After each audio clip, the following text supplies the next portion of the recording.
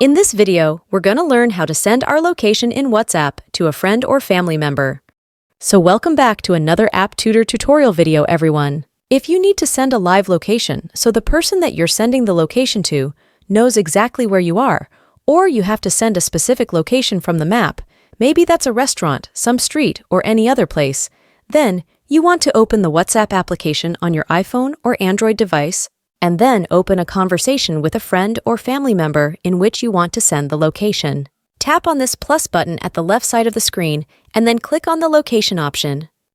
We now have the ability to send our current location on which we are right now, or you have a list of some of the nearby places. You can click on a location from this list and the location will be sent to the person which we are texting. They can see that location, whether it's your current location which you had sent or some nearby place on a map. But you also have the ability to send and share your live location for a specific time period. We can share it for a period of 15 minutes, 1 hour, or 8 hours. When you select a specific time period, we can send this to the person, and they will be able to see our location in real time. This is pretty handy if you're in a big city and you have to meet with a person somewhere.